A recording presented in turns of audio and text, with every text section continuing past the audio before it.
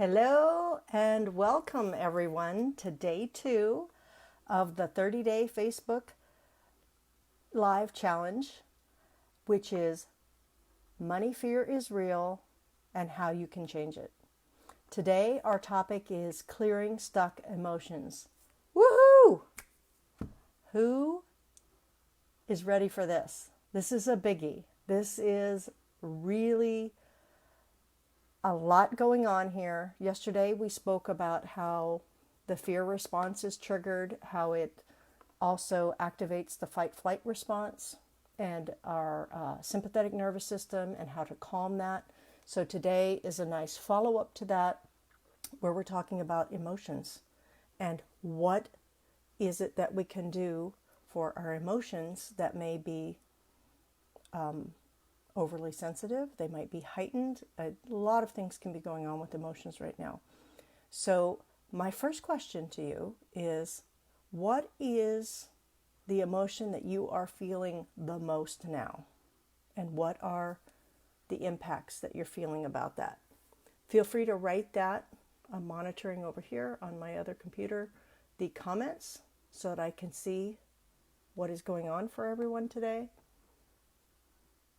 And as you're thinking about that, I want to remind you that this Facebook Live is going to be going on for 28 more days after today.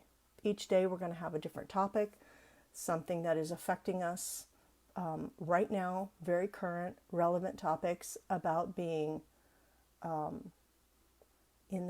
living in this time that we are, and the stress that it causes, the fear, and what to do about that, and really offering specific techniques that work because they're working at the source of the issue. They are not working mamby-pamby, superficially. These go right to the heart of the matter, and that's where we're going to be able to change what we're experiencing. Who's up for that? Yes, I know. Debbie. Got it. So thank you for being here, Debbie. And also I want to remind everyone that as we're going along and you hear something or something resonates with you, put hashtag gold for gold nugget in the comments and then write down what your gold nugget is or how that affected you. What was your aha moment? Because I really would like us to share that. So I'm creating also a sense of community here for us so that we can all feel like we're supported and we know that other people are going through what we're going through. So we're all in this together. So let's help each other out. Good. So for emotions, what we're going to do is we're going to talk about them. What are emotions? Does anybody know what emotions are?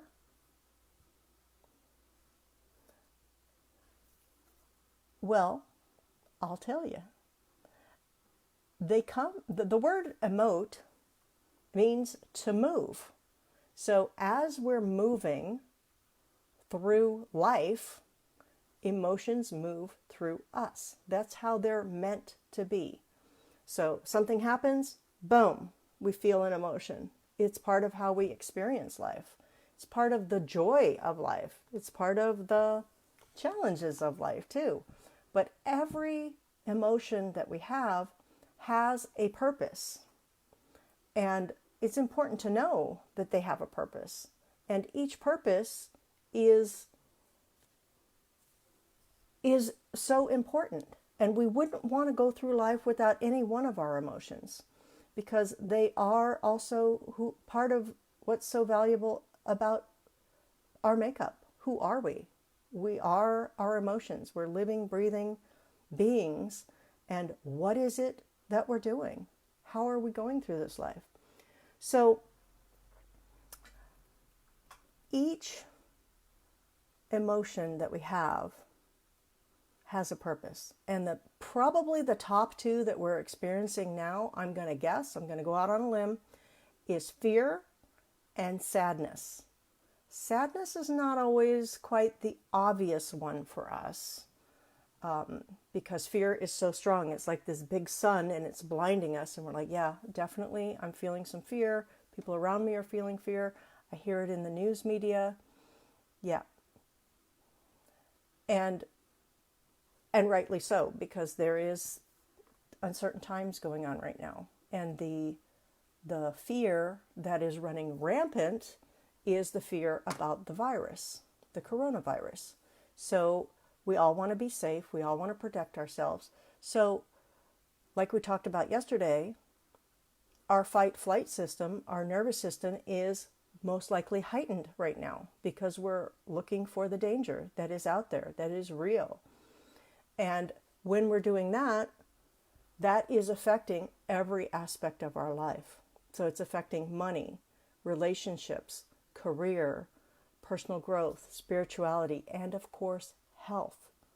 If we stay in the fight-flight mode of activation of our sympathetic nervous system for any length of time, more than we need to get out of danger, then that creates a lot of health challenges. I mean, we hear about it all the time and we don't necessarily connect it with that. But for example, chronic fatigue syndrome, fibromyalgia is another one. Big epidemics of that going on now. So let's move into defining the emotions. We're going to start with anger. Anger is, well, we have 3 big dogs on the block we're going to talk about today, and anger is one of them. So anger, does anybody know what is the purpose of anger? Go ahead and type that in if you know what that is, and we'll talk about that. Anybody? Anger, the purpose is to motivate us. It's to get us to do something. Whether it's to do something or not to do something actually is another purpose of why we have it. And it's to protect us. Yes, Debbie's got it, a defense mechanism. It can be a defense mechanism. It's also, this is a really hidden one, it's also a mask for sadness. Because when we don't have the capacity to feel sadness, we usually have anger instead.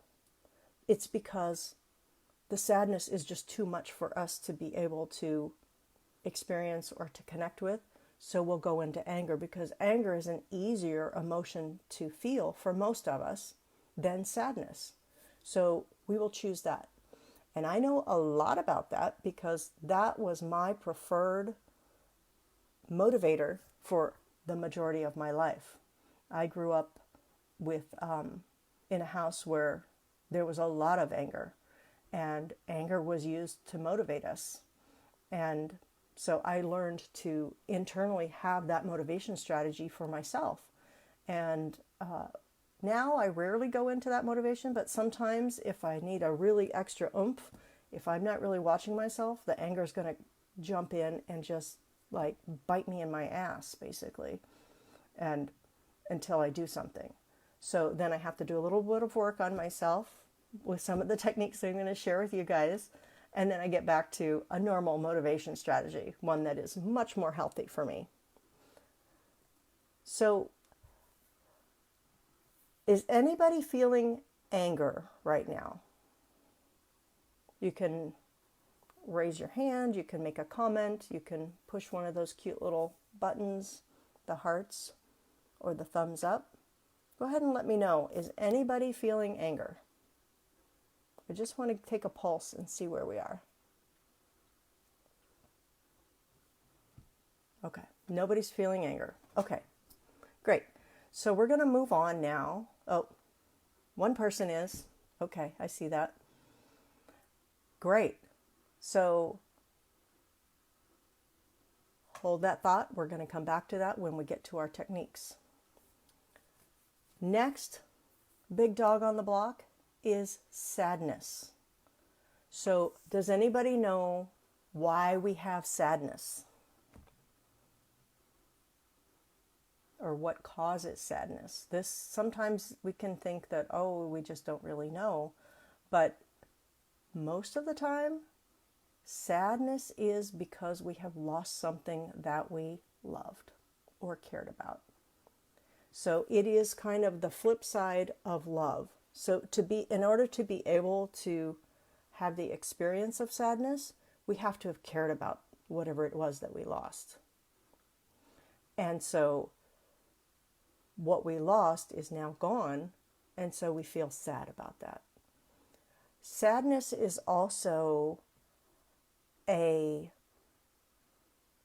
can be experienced as a projection of a loss. That's what I'm trying to say. So you haven't lost anything yet. Like maybe right now in the with what we're going through with this coronavirus situation, we haven't maybe we have lost some things, but we're projecting forward that we're going to lose even more than what we have lost. And who knows what that's going to be, but our mind can run rampant with the worst case scenario, because sometimes that's how we operate.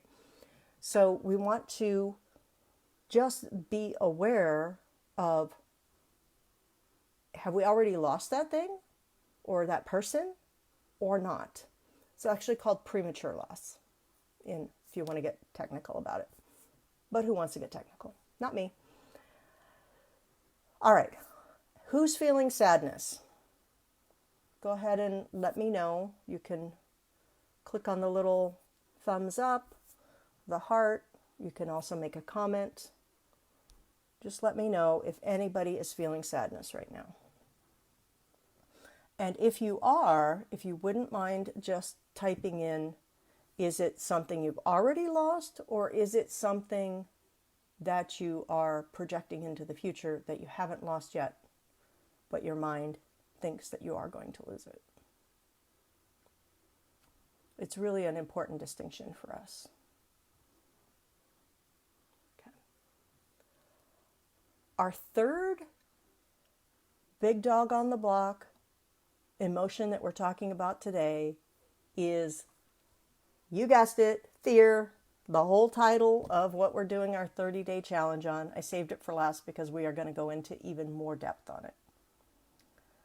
So fear, does anybody know what fear really is? What it means?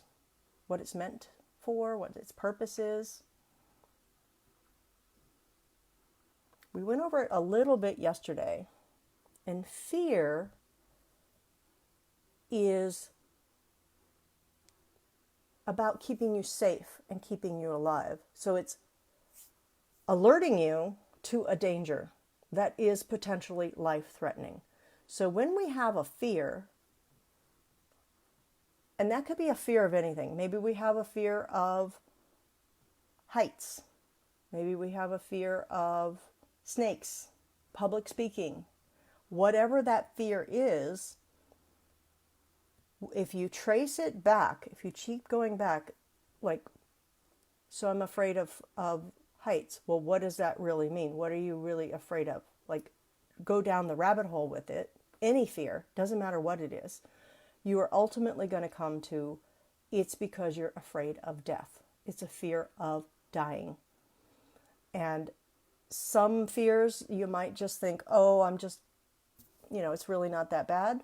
But in your mind and in your nervous system, it's that bad. That's what it's thinking. It's like, oh, I'm afraid of that knife. Well, I'm afraid of dying. I'm afraid of that dog that I got bit by when I was 5 years old. I was afraid I was going to die. So your body and your mind and your heart, they take this very, very seriously, and they jump to conclusions. And so just know that that's where the fear is going. And so fear is a super important emotion to be able to feel, so that we can stay alive and so that we can continue to exist. And it is what motivates us to survive. When we have fear, our nervous system, particularly our sympathetic nervous system, is heightened. So all of those different effects that we spoke about yesterday, like the pumping our body 24/7 with adrenaline and cortisol, it's happening. Our musculoskeletal system tightening, shortness of breath, very low oxygen levels coming in, which means every function of your body is not working well, other than the ones that need to help you escape from whatever danger you're in. All of that is happening when we're in fear. So the key with any of these emotions, so far we've talked about fear, sadness, and anger. There's other ones like anxiety, for example, like guilt, shame, rejection, blame, joy. I mean, we're not talking about some of the other ones that are more happy or more joyous ones, but there's emotions of happiness and love and joy. And a distinction to make here is that there's not positive and negative emotions. There's just, as I like to think of, pleasant and less pleasant emotions. They all serve their purpose. We need every one of them. So let's make sure that we have access to them. So part of our issues that can arise is when we are at capacity. It's called emotional capacity with our emotions.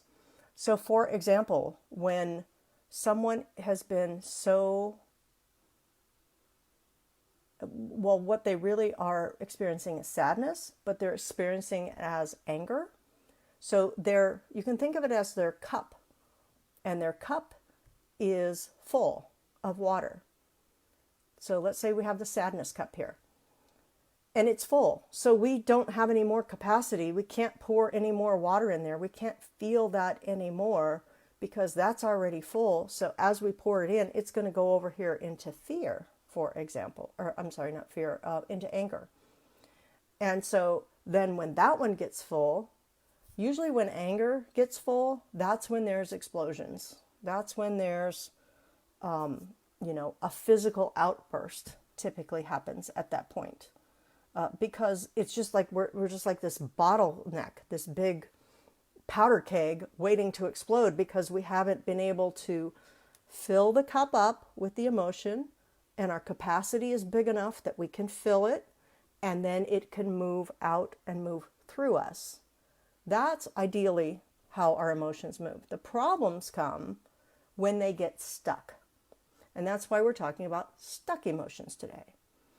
And body pain has a big part to do with stuck emotions. It's not 100% of that, but when we are holding on to emotions, many times it is felt as body pain, in addition to pain in the mind.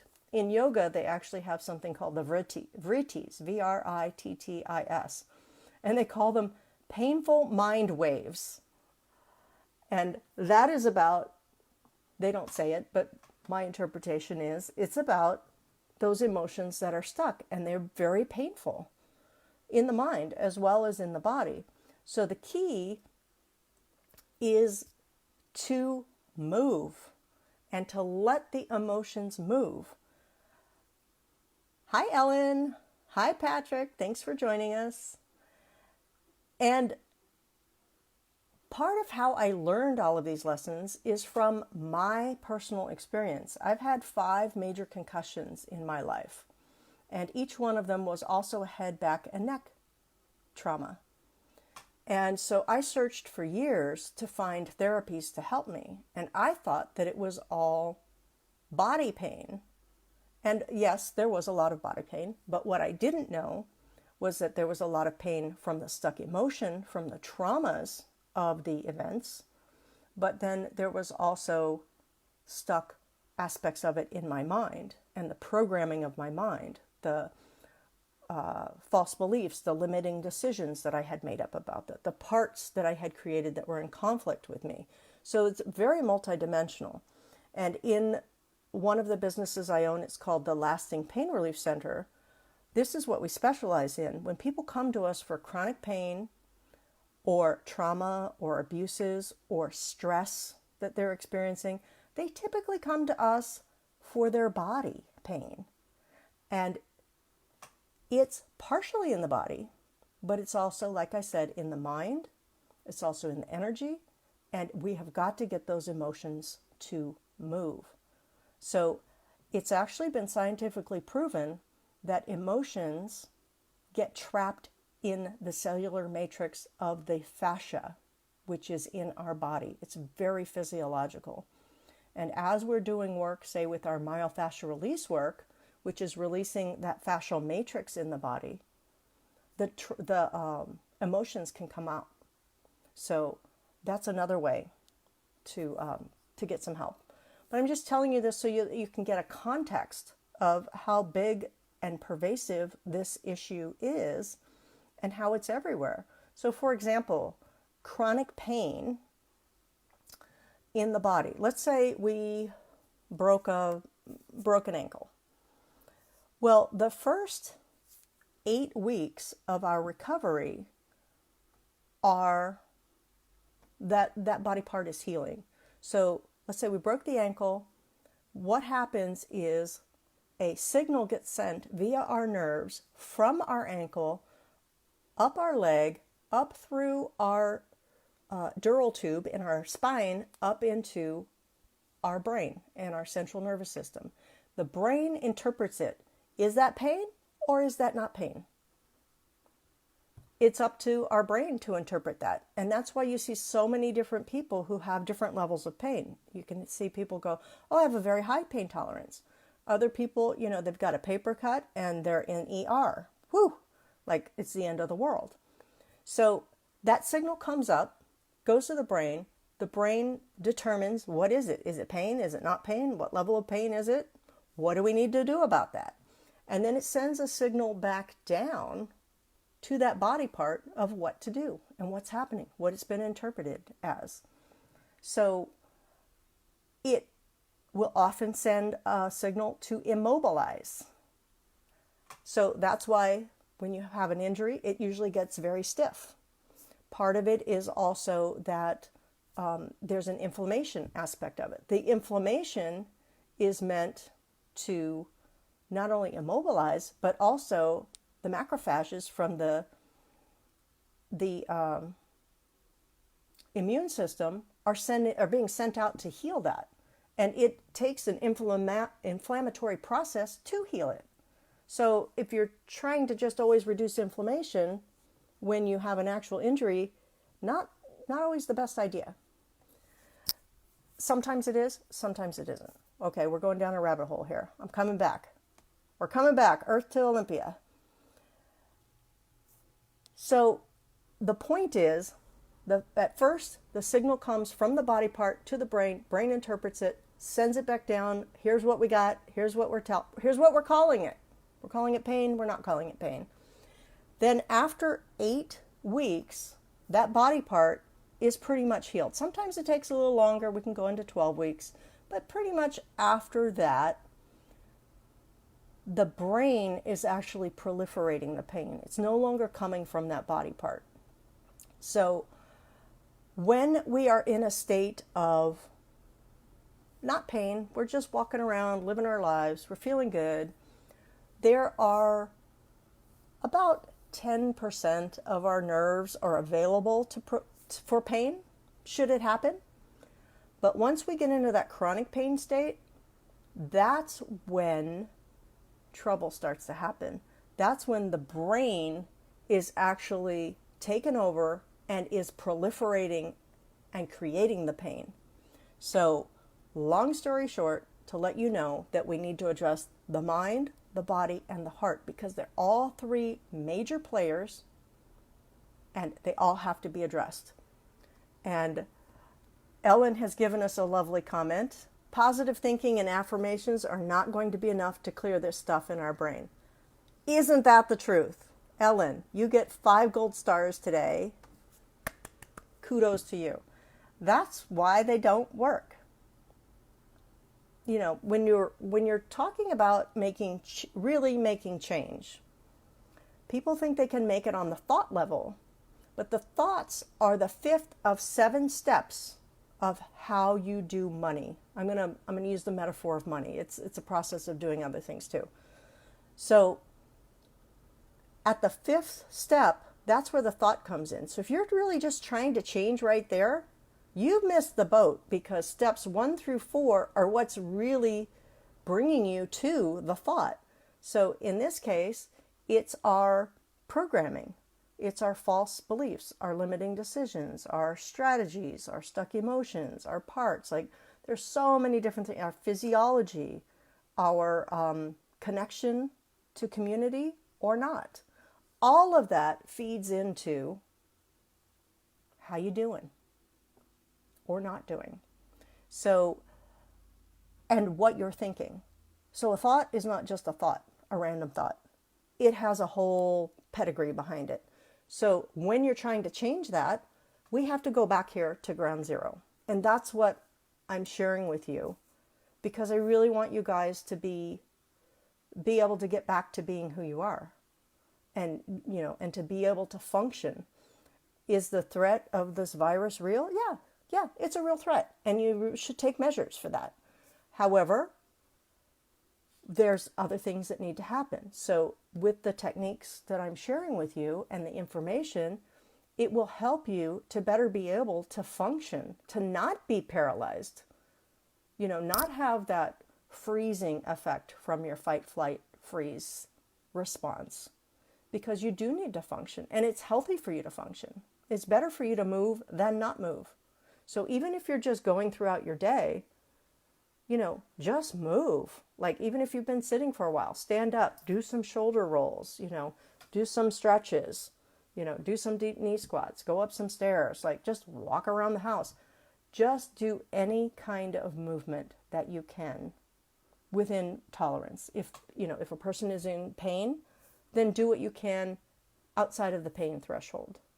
I mean, even if it's just moving your finger, it sends a signal to your brain, oh, I can move.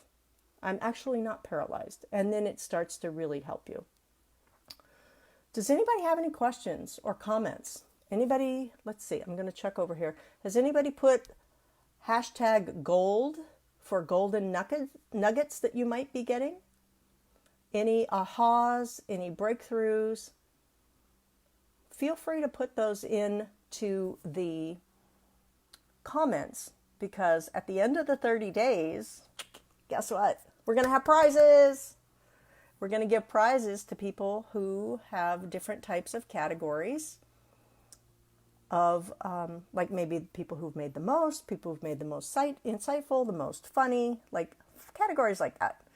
And the big grand prize is going to be taking my course, which is the Mind Over Money Makeover, valued at almost $2,500. So it's #gold is what you want to put. People are starting to ask. So put those in there. And every comment that you make or every contribution that you make is helpful for other people. So yeah, after you write #gold, then write after that whatever your aha moment was, or whatever you're resonating with, whatever that meant to you. You keep them short. A phrase is good. Good. So let's move on. I have my little outline here for you guys. All right. We are ready for some resources. Who's ready? Who's ready for some solutions? Let's hear it. Push the little thumbs up. Push whatever you want to push. Push your own button. I know you're ready. We're going to do it. Okay. So this is such a big topic that it's going to go into tomorrow as well, especially with these resources. So the first resource we're going to do today is called the anxiety model. Who wants that? Raise your hand. This is really, really helpful. So anxiety is a fear and a projection into the future of something bad's going to happen. It's not, anxiety is not, oh, something great's going to happen. It's something bad is going to happen. So here we are, we're in the land of fear. So is anybody driving? If you're driving, you want to abstain from this right now. You can come back to the video later. But everybody else, if you're in a safe, comfortable place, what I want you to do is to be sitting or laying down and close your eyes. Notice, what is it that you have anxiety about? Doesn't matter what it is, doesn't matter if it's big or it's small. Most of us have something. So just get that in your mind.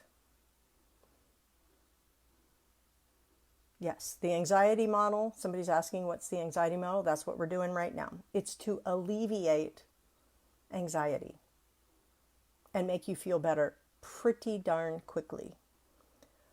All right, so does everybody have in their mind something that they're anxious about? Good.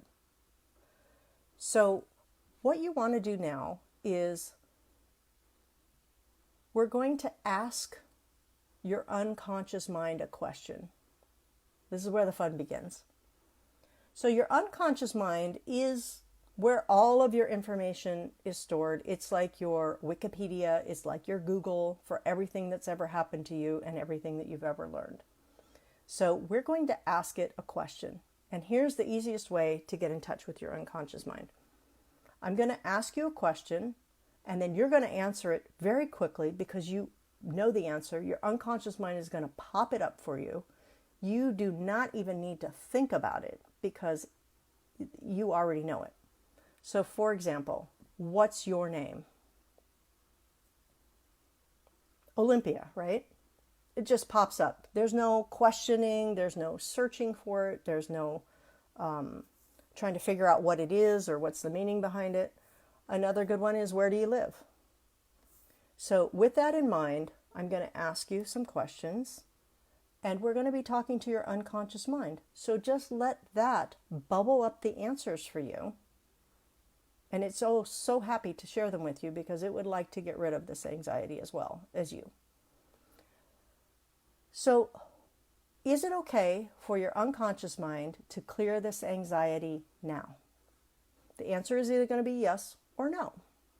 And that answer should just pop up for you. If the answer is no, then you need to wait and stay away from doing this model right now because you're just not ready for it.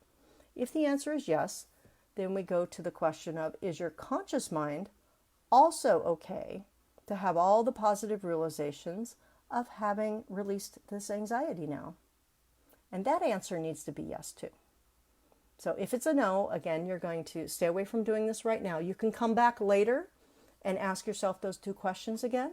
And if both answers are yes, then you're clear to continue.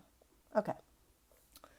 So a little bit more setup for this technique is when you think about the future, your future, where is it in relationship to you? Many people, it's in front of them. Some of it's off to the side. It could be under their big toe. It really could be anywhere. So ask your unconscious mind to share with you, where is your future?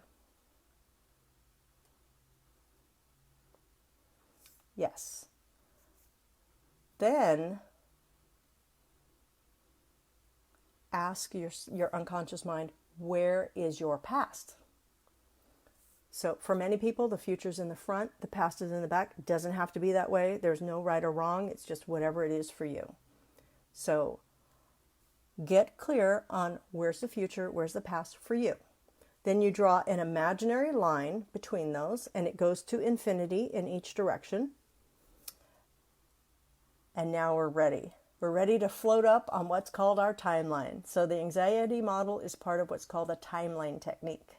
There's a lot of different ways to do a timeline technique. This is the way we're going to do it today. So you're going to float up with your imagination. It's as if you're floating up above your timeline, and you're going to go up to about the level of the clouds. And once you're there, you're going to float out in the direction of the future for you on your timeline, wherever that direction is. Go into the future, and you're going to go to 15 minutes after the successful completion of whatever it is that you were anxious about, that you used to be anxious about. So 15 minutes after the successful completion. Float on out there now. Your unconscious mind will tell you exactly where that is. There's no need to search for that. By the way, your conscious mind, in order for him or her to be excluded from this exercise because they are not needed, we're going to have them go to a beach in Hawaii or wherever else you'd like them to be, and they're having a great time relaxing and doing whatever else you like to do over there. Or if you're a mountain person, you're in the mountains. Conscious mind is over there. We're talking to the unconscious mind. 15 minutes beyond the successful completion of whatever it was that you used to be anxious about. Is everybody there? Give me a sign. Push the little thumbs up. Push the hearts. Whatever it is you want to do. Just let me know that you're there. This is important that we're there. Good. And then once you're there, ask yourself, what does it look like? Like, look around from that point of 15 minutes beyond the successful completion. So you're here, like whatever it was that you were worried about is gone. It didn't happen, or it did happen. It doesn't matter. Things are great now. So it's concluded to a great conclusion for you, in your favor. Everything is great for you. Ask yourself, what do you see? So we're checking in with our senses. What do you see? What's around you? Maybe you see people with you. Maybe some friends are with you. Maybe you see a warm, fluffy dog. Maybe you see sun. Maybe you see symbols. It could be anything. Just we're letting the amygdala know that we're safe and that things are good. Next sense we're going to go to is, what do you hear? What is it that you're hearing? And maybe it's something you're saying to yourself. Maybe you're saying, oh, that's great. That was so much better than I thought it was going to be. Or, oh, I'm so relieved that that's gone now. It could also be something like music. It could be somebody else's voice. It could be the sound of the trees rustling. Whatever it is for you, get in touch with what are the sounds here now that everything is great. All is well. Third sense we're going to go to is, what are you feeling? Either an emotional feeling, as in I feel great, I feel happy, I feel excited, whatever that might be, and or it might be a touch sensation. So what are you touching? Maybe you're touching a rock, maybe you're touching a tree, maybe you're touching your pants, I don't know. Maybe you're holding hands with somebody. Yeah. Oh. So just really get in with that. So Ellen's reporting that her future plus 15 minutes looks like one of my really wealthy clients' living room that I was coveting yesterday. That's great. I hear a water feature in the background like a fountain wall. Beautiful. It's perfect. It's always perfect because it's just exactly what you need. So as you're there now, you're informing your senses. What are the smells? Check around. What do you smell? Take a sniff. What is it? It could be a real smell, could be a perceived smell, could be the smell of success. I always love that one when my unconscious mind gives me that one. Good. And so now we've gone through the senses. One more check-in point here, and that is, what are 3 things that are different in your life now? Could be anything. Could be an event, could be a possession, it could be an activity, it could be a state of mind, could be people, could be money, it really could be anything. So what are three things, now that you've had the successful completion of this anxiety situation gone, totally gone, what are three things that are different for you? And please write in the chat. You can write #gold, and then you don't have to write all three. Just write one of them. I'm dying to know what it is for you. So please put that in there. And just keep asking your unconscious mind to continue to share with you until you have three.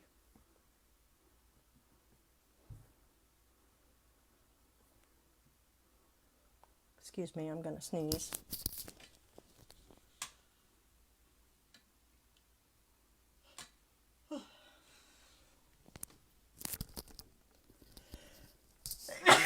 Excuse me. Okay, so Ellen is sharing with us. Thank you, Ellen, for being so sharing. Money worries are gone. I am not hiding from anyone or anything, and I can be my full self. Awesome. So check in with yourself now and notice how you're feeling. Notice what's happening for you. Maybe you're breathing better. Maybe you're just more relaxed. Maybe your shoulders are relaxed. Maybe you feel like you're just more comfortable in your skin. Maybe your mind is like, oh, hey, I got this. I got this. Things are good. Yeah, you know what? Yeah, this is great. And from this place, you can now function better.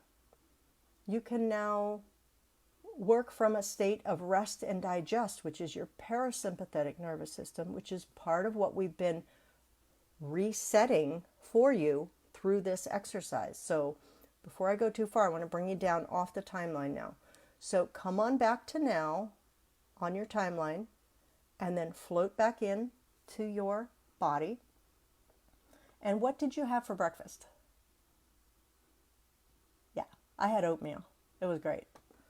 Oatmeal with my dad, my 85-year-old dad. We have oatmeal almost every morning. It's fantastic. Great. So from here, just notice how different you feel. Notice how your outlook seems different. Is anybody still experiencing any anxiety? Let me know if you are. Good. So far, so good.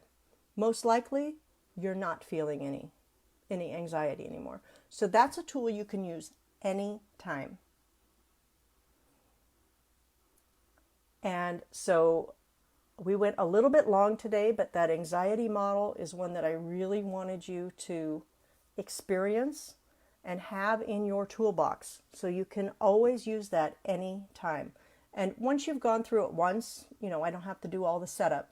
So you can, and you won't have to do all the setup. Oh, okay, we have a question. How do you sustain this feeling? That's a great question. Well, couple of ways to do that. One is, as you're going throughout your day and your life now, what we've done is we're building your capacity. So for these emotions to flow. So it's going to start happening naturally. Is it going to stick forever?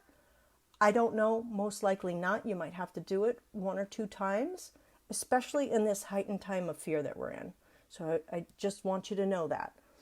But as you do it more and more, when the need arises, you will last longer and longer and longer in between periods of not having to do this, and not needing to do it, actually. So your nervous system will be resetting itself so that you will be staying in the rest and digest parasympathetic nervous system of, oh, life is good, I'm relaxed, everything is great. There's no saber-toothed tigers chasing me today. This is fantastic. I can go about my day. I can be me. I can go out and, be fully present for myself, for my family, for my business. I can make money. Life is good. That's what's going to be your more normal because that really is normal. We're just resetting you back to normal. So what we've done is we're expanding the capacity of your cup that we were talking about earlier, so that now your capacity for anxiety is way bigger. And so as anxiety, a potential, let's be very clear about that, a potential for anxiety comes in, it could go in. And then it comes right out and it just flows like a river. It just keeps flowing. And you're like, oh, yeah, no big deal. So when we expand that capacity, they just don't bother you as much. Yes, you're aware of them. You're like, okay, yeah, that's happening.